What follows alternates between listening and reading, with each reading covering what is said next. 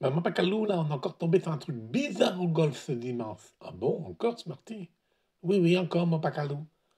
On a regardé les équipes de 4 là qui jouaient, et en tout, il y avait autant d'hommes que de femmes pourtant. Eh bien, les équipes composées de 2 hommes et de 2 femmes, c'était très rare. En tout cas, plus rare que les autres. Hein. C'est pas logique. Si, Smarty. C'est une erreur classique en fait qu'on fait quand on regroupe des probabilités, par exemple celle-là d'un homme et d'une femme à égalité ce dimanche, en équipe de plusieurs et on pense qu'on aura toujours une égalité 50-50, ce qui n'est pas le cas. Voyons ça ensemble.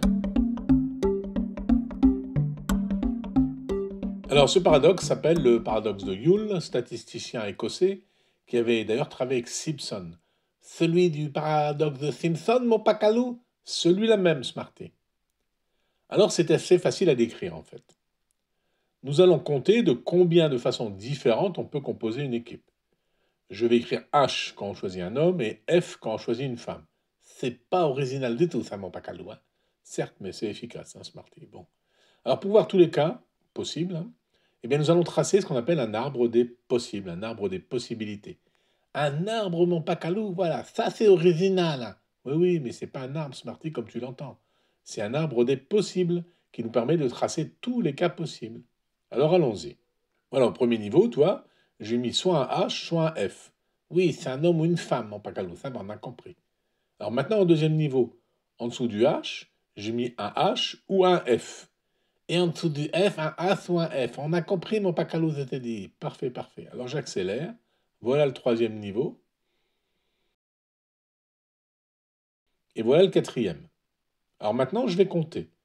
D'abord, je vais essayer de compter les branches complètes, là, où il y a 4 hommes ou 4 femmes. Alors, il y en a une ici, et il y en a une ici. Ça fait 2 possibilités. Maintenant, je vais compter les équipes où il y a soit une femme, et donc 3 hommes, hein, soit un homme, et donc 3 femmes. Alors, je les compte.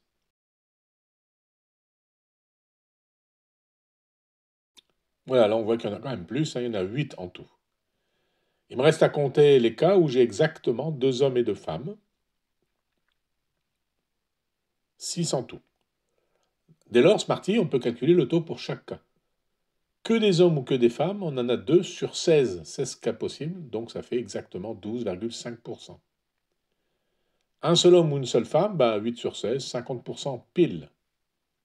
Et 2 hommes et 2 femmes, 6 sur 16, c'est-à-dire 37,5%. En effet, c'est plutôt pas beaucoup, hein. Eh oui. On s'attendait, parce qu'il y avait autant d'hommes que de femmes, à avoir une répartition d'équipe à 2 hommes plus 2 femmes, une répartition similaire quelque part. Ce qui n'est pas le cas, loin de là.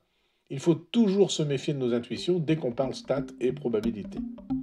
Bon allez, c'est tout pour aujourd'hui. Rendez-vous dans notre prochaine vidéo pour une nouvelle aventure physico-mathématico-golfique, hein, toujours autour des probabilités piégeuses. Zéat, mon pacalou, zéat.